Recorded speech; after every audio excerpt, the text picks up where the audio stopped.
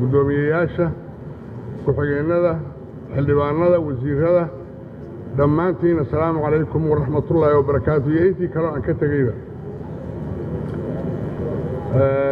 aad iyo aad maaragtay ayaan ugu faraxsanahay waa iga raalli ahaada khudbadana ma soo diyaarsan waan soo daahiduna wax kale ma ahayne warba uma hayn haddaa la ii soo sheegay marka waana soo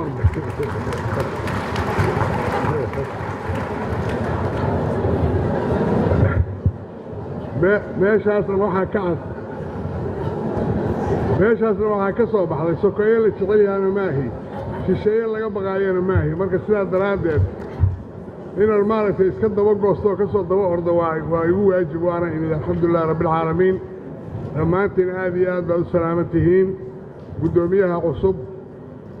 guddoomiyaha aqalka sare ku-xigeennada dhammaantiin waxaan idin leeyahay hambal iyo soo dhowaada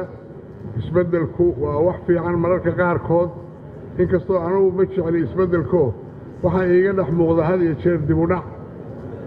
markii election la aadahayo hal sanoo dibudhacahaa yimaada markii qof meesha ka baxo dhowr sanoo dibudhacahaa timaadda marka dibudhacuna maanta nooma wanaagsana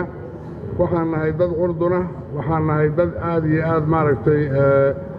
u daalay oo wakhtigoodu maaragtay uu aad u liito noloshu aad u liidato dhulkay la haysto aan weli annaan maaragtay aad mooddo inaanaan una istaagin dhammaanteen sidaan dalka u difaaci lahayn aad iyo aad horta guddoomiye marka ugu horraysa u mahadsantahay waan kuu soo dhowaynaynaa ilaahay waxaan ka rajaynayaa inaad noqoto kii baarlamaanka hormariya kii shaqo fiican maaragtay u horseeda inaad noqotaan ilaahay kaaga baryayaa mursal intaa kadib soomaali maanta meeshii joogto waan aragnaa meeshaan joogno taagannahana waan aragnaa waxaad mooddaa inaanaan iska warqabin aan iska warqabno soomaaliyeed haddaanaan nabaddeenna iyo ummaddeenna annaan u shaqayn oo ummaddanna dooratay aan mas-uulka ka nahay annaan horboodin oo annaan waxa ay rabaan ka shaqayn oo danahooda ka shaqayn aad iyo aad waa dib dhacaynaa intaan isku mashquuli lahaynna waxaan leeyahay aan wax kale ku mashquullo oo dalka difaaciisii horumarkiisaan ka shaqayno anugu galmudug waxaan ahay dadkii gobollada ugu maaragtay kuwa ugu cusub oo ugu dambeeyey baan ka mid ahay runtii waxaan isleeyahay markaan soo arkay awal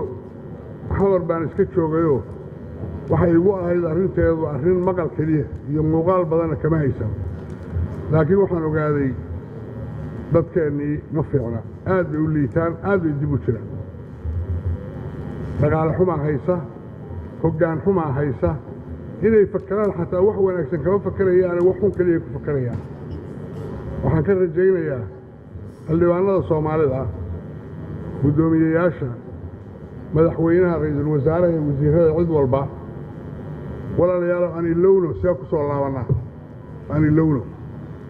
aan ka shaqayno inaan dadka kasbanno oo dadku hadhowtana doortaan aan ka shaqayno inaan ummadda wax u qabanno aan ka shaqayno inaan dalkeennii soo ceshanno waa maqan yahay aan ka shaqayno inaan habeenkii markaan sheekaysanayno seeyahay iyo seeyahay aynaan odhane caawi tuulaa la qabsaday see uga saarnaa barrintaan ku shaqayno ummaddeennii way halaagtay way baaba'day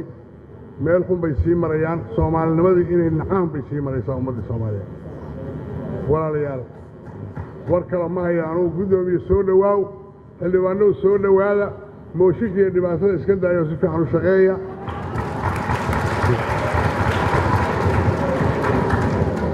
hadhowtana annagaa idin soo dooranaynee si fiican noola shaqeeya han lagu shidininoo hana dhibinine waa soo laaban doontaa insha allah wassalaamu calaykum waraxmatullaahi wabarakaatu